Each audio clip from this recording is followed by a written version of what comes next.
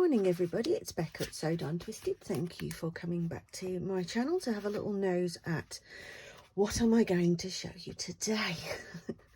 So I had an idea earlier on and I wasn't sure if it was going to work or not, but I wanted a wax seal to put in the centre of this design for this folio that I've made to go into the steampunk journal I'm currently doing.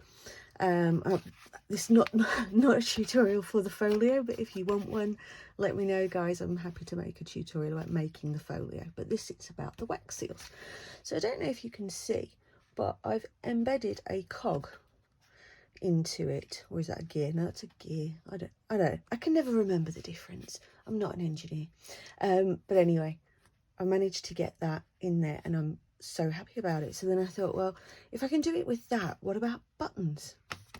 So as you can see, I also did it with buttons this morning, and I thought, yeah, I think you guys are possibly going to want to know how to do that, although it's, you know, pretty self-explanatory, I suppose, but there are a few things that you might need to know before you go raiding your button stash.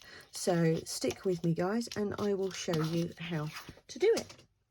All right, so I've got my wax beads over there.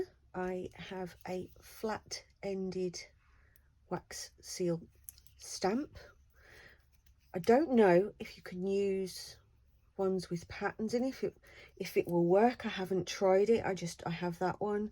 Optionally, a shaper. Don't need that, but nice, because it gives you this edge, which is kind of nice. You can see it on this one as well. Yeah, there you go. So I just like it. I just think it's a really nice edge, but you don't need one of those, it's fine. Button, your wax spoons, mold if you're not using one of those. You can just freehand pour it, it doesn't matter. When I do that, I use silicone greaseproof paper because the wax comes away from it really easily. And obviously you're going to need something to melt your wax. Oh, and I also use an ice bag, cool bag, the gel ones, to put my stamps and stuff onto, because when they're cold, your wax will set quicker. All right, so we're going to take some beads, and I'm just going to throw them all over my desk, apparently. Now, if you've got one of these silicone things, you probably notice that you need considerably more wax than if you're just doing a freehand, and the same applies to these because they're actually the same kind of aperture as the silicone ones.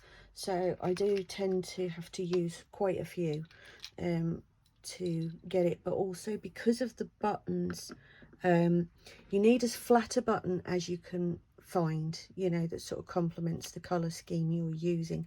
If you use really deep buttons, your wax stamp won't be able to get into the seal. Oh, just dropping more things, standard. So you see, obviously you won't get the raised edge because the button will be sitting proud. So you want it to be shallow enough that you can, even if it's just a little bit of definition from the stamp, you know, because obviously the stamp is going to push the button down into the wax, and that's where it gets a little bit technical and a little bit, as I found out earlier on today, takes a little bit of practice to get it at the right point of when you've poured the wax, but we'll show you that bit in a minute once these beads have melted. So it's important not to let your wax overheat, because if it does, you end up with bubbles in your wax seal. So if you've been getting bubbles, that's likely why. So I'm just going to go ahead and just pour that around in there. That's a really nice swirly one there. Now, the trick is wait. Whether you're doing a design wax seal or, you know, something like this, just hold on, just wait. Because if you let the wax just start to go off just slightly, then you get a better imprint from your stamp and your button won't get lost all the way down. So what I've been doing with the others this morning is I've left it sort of a little bit there, and then I'm just going to drop the button and just leave that a second, and I can see the surface tension moving away, so that's good. And then I'm going to get my seal and I'm just going to rest it for a second. I'm not pushing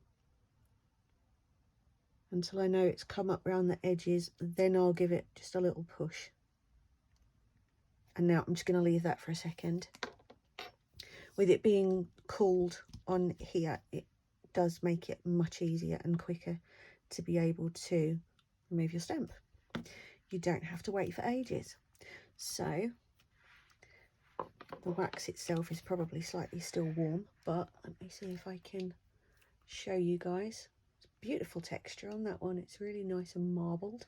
And as you can see, my button's sitting all nicely nestled down in there. And at that point, you can then go ahead like I did with this one, you know, and just pop a paper flower in there, or, you know, a bead or something, a charm. You can hang charms off of them if you use pokey tool, or I often use, let me show you, I often use one of my hat pins, because it's just thick enough to get through, you know, like bulb pins, or like people use the earring hangers and stuff like that. One of these makes just a big enough hole to get those through, so I quite often use one of those that I have, rather than trying to poke a really big hole in it. If you've got an awl, you know, it's not massively different. It's just, it is quite a bit thicker really when you compare the two. Like, that one is much thicker, but it depends. Use what you have, you know, you don't have to do anything, just use what you have. So there we go, we now have our still quite warm wax seal all done. How cool is that?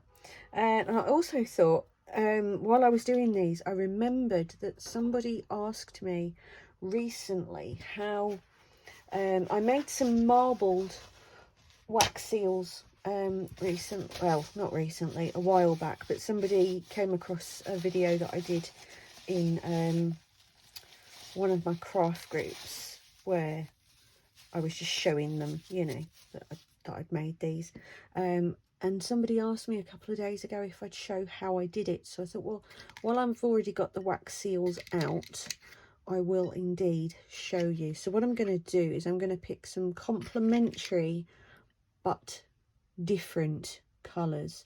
Actually, you know what, I'm gonna have those. I'm gonna have the gold ones as well, because I think it will show more than those ones will. So I'm going to go for, what have I got there, 5. Okay, so I've got 2 of my contrasting colour, and I've got 4 of my my main colour. So we'll just pop that in there and just give that a minute until it melts. All right, now the key with this is don't stir the wax while it's in the spoon. The temptation is huge, I know, don't do it. So now just kind of gently pour around like that. So obviously, I don't know if you can see currently that it's got all this beautiful marbling around the edges, and I've got a little button to plop in the middle of that one in just a second.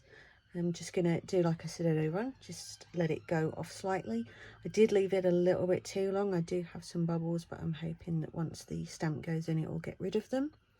But we shall see. So I'm just going to pop that down in the middle.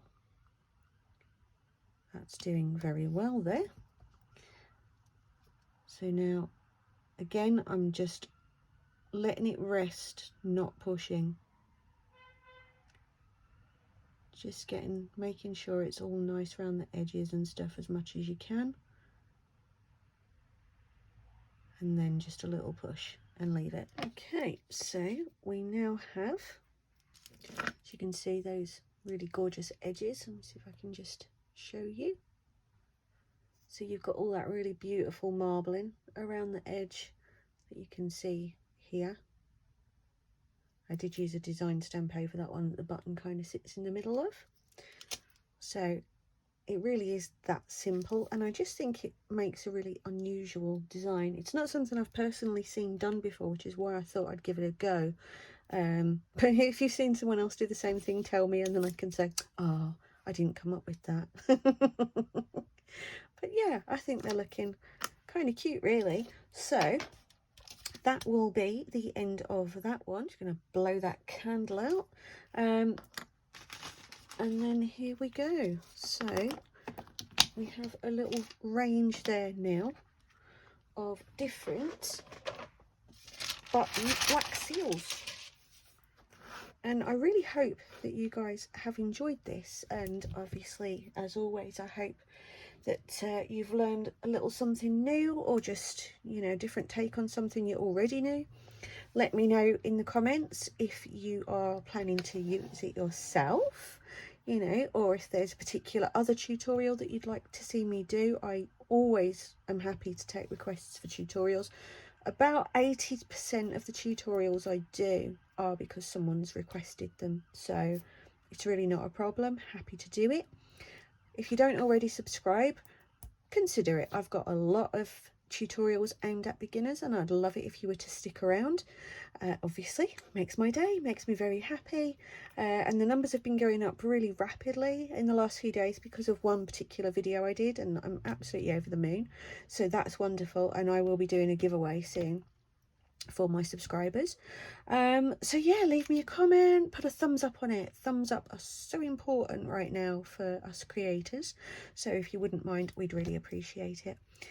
So enjoy yourself, guys. I hope you have great fun making some of these yourself, and I will see you in the next video. Take care and happy crafting.